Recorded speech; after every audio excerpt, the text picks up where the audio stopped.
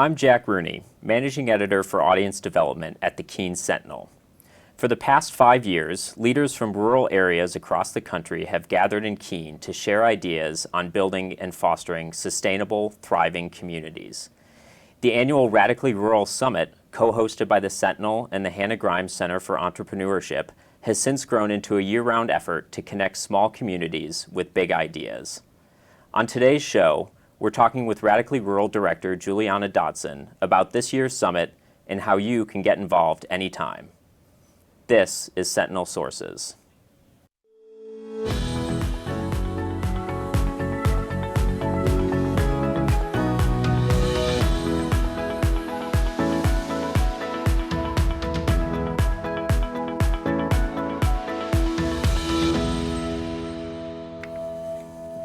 Great. Well, thanks so much for joining us, Julianna. You're very welcome. Thank you for having me. Yeah, so let's start with the basics here. For anyone who's not really familiar with Radically Rural, can you tell us a little bit about what it is and when and why it got started?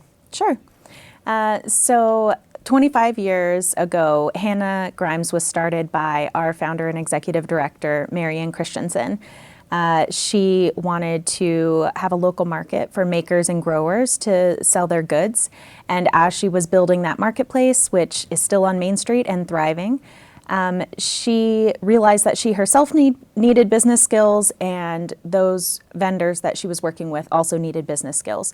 So they started building those together and really helping to bring this entrepreneurship spirit into Keene. And as you know, eventually we also founded the Center for Entrepreneurship. That our primary goal there at the center is to help businesses of all sizes and also to help grow the economy in the community.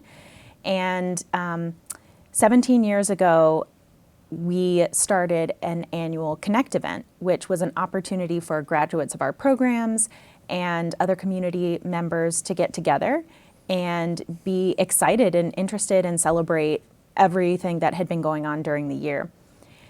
Eventually, down the road, as that Connect event began to grow, the Sentinel got involved with it as well. And so in 2016 and 2017, they produced that Connect event with the Hannah Grimes Center.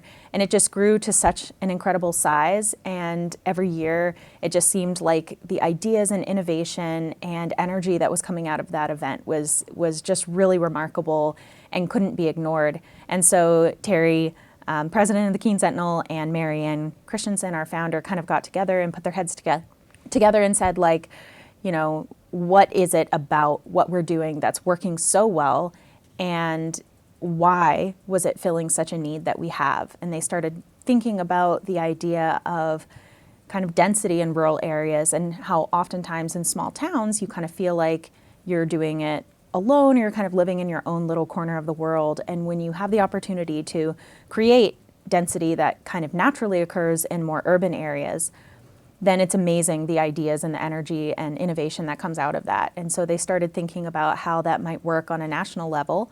And in 2018, they launched the first Radically Rural Summit. So as we mentioned there at the start, Radically Rural has kind of grown and changed over the years. So can you briefly just walk us through some of those developments and kind of what the organization looks like today? Sure, absolutely. So we've had 5 annual summits now. The very first summit was a huge success. We had 21 states represented and about 500 attendees. And every year it has grown in numbers and states represented, and also just the depth and potency of ideas and activities during that event. So, the summit has continually progressed along the way. Almost 3 years ago, we got some grant funding to hire a Radically Rural director, me, and so very grateful for that funding. But it was a great opportunity because previously, the Sentinel and the Hannah Grimes Center were kind of doing this just with their existing staff. And so allowing a full-time director to come in, it provided the opportunity for us to expand to year-round programming, and also just to really kind of set the framework of Radically Rural and our network in general. And that was a huge growth point for us. And so for the last almost 3 years, we've been doing year-round programming, growing our network, and continuing to do the summit. And now we're kind of at a pivotal point where it's almost like, albeit with the wind at our backs and people cheering us on, we've been kind of pushing this thing up the hill for 5 years. And now it feels like we're kind of at the top and kind of cresting that hill, and now it has a life of its own. We have folks reaching out to us from all over the country on sometimes a daily basis, definitely a weekly basis, saying, we want to be a part of this. Can we speak? Can we attend? Can we do this? And it's really just, has a life of its own now. And so I think that's a big tipping point for us here, in that we have a nationally recognized habitat here in Keene, New Hampshire, for entrepreneurship, community, and economic development, specifically for small towns and communities. Yeah, and so thinking about this year's summit specifically, we're a little over 5 months away from it. So tell me a little bit about the planning process, where we are in that, and kind of what you're most excited about, most looking forward to about this year's event. It's pretty remarkable how much work goes into an event. I had planned other events in, other volunteer and career opportunities that I've had in the past. And I thought, a whole year to plan an event? That's so much time. Like, what am I going to do with all that time? But there's so much more that goes into it. And pretty much right after the summit ends in September, we hit the ground running for the next year. And our framework for planning and executing the event, we have a team of track leaders, of which you are one for the journalism track. And so we sort of arrange our content around 7 different tracks: journalism, entrepreneurship, health, land and community, arts and culture, clean energy, and main streets. And so we have track leaders for all of those. And that team is a wonderful team to cultivate the sessions and ideas that we work with on an annual basis. So we don't miss a beat. We meet again in October with our track leader team and keep meeting all year round. We also have a planning team that is mostly comprised of volunteers in the community, actually. We have a couple of staff members from Hannah Grimes and the Keene Sentinel, and other than that, they're volunteers from the community and other like-minded partner organizations who just love what we're doing and are excited about it. And our planning team is really strong, and we meet year-round for that. So about this time of year, we have confirmed venues, we've confirmed our vendors, sign language interpreters and AV and, all the different things that you can think of. And we're really in a push for getting the schedule and the session content really locked down. And that includes a lot of outreach to speakers and a lot of work, again, with kind of cultivating the content. And we're about at the point where we're really going to be in a big marketing push just to get folks here. And it's, every year, I'm sure all event planners understand that, every year you think, oh, we'll get people, locked in with tickets earlier in the year, but folks like to wait, closer to the time. So it's always that process of just keeping that momentum forward. Yeah. Yeah, and so what are you kind of most excited about this year's summit? So many things. I think one of the things that I'm very excited about is that we have confirmed, and we haven't actually announced this yet, so I guess I'm doing that now. We have confirmed the Brookings Institute and Aspen Institute as keynote speakers. So we're going to have a keynote on each morning of the summit to kick us off. And our theme is reimagining rural. And so both keynotes will be framed around that idea.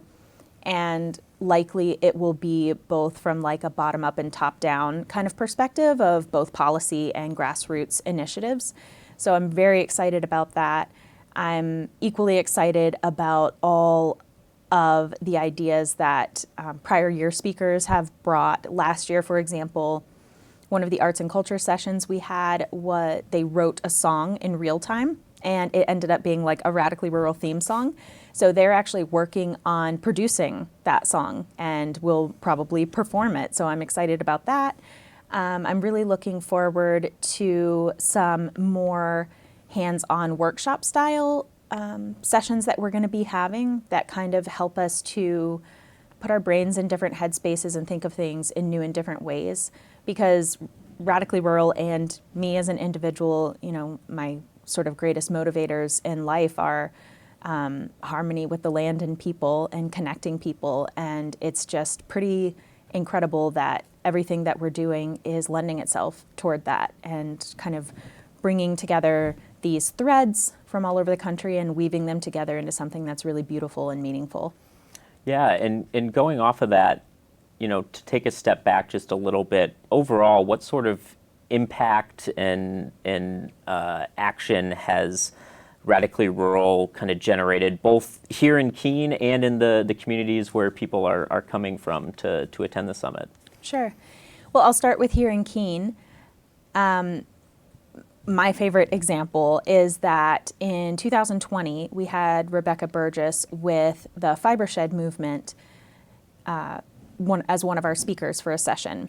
And a local community member, Mary Ewell, attended that session and was so impacted and struck by the Fiber Shed movement that she is actually actively, over the past, what year is it? 3 years, has been uniting and connecting all of the pieces of Fiber Shed in our region and bringing them together. And what that means, the idea of Fiber Shed is sort of circular economy. So from the farms that, have the animals that produce the fiber and or plants that produce the fiber, to those who harvest and clean and process it, to those who weave it, to those who design it, to those who wear it, to those who compost it, all the way around in a circular economy. So essentially having to do with textiles. And, we've done a lot of work over the last, 20 years on our local foods economy, and we have more infrastructure with that. But for textiles, we have a long way to go. And so it's really amazing to see how just a session like that could light that fire and help us in our region get that going. And so stories like that come up pretty regularly. So obviously in our area, we're able to see them more front and center. But we have a lot of folks that have attended and have said, I can never miss this again. And they sign up for everything they can and know that when they come, they're going to get good ideas and they're going to get models that are working, that are replicable, and they know that they have a platform with us to share what's working for them so that we can learn too, because there's a lot of things like the Fiber Shed that have come into our area and benefited us too. Yeah, and so just to wrap up there, for folks here in the Monadnock region specifically, how can we get involved with Radically Rural, both at the summit each year and with that year-round programming? That's a great question. So we do have a planning team that meets every Friday and pretty much all year. Sometimes the year it may only be monthly, but mostly year-round. So if you have a real passion, you can always join the planning team.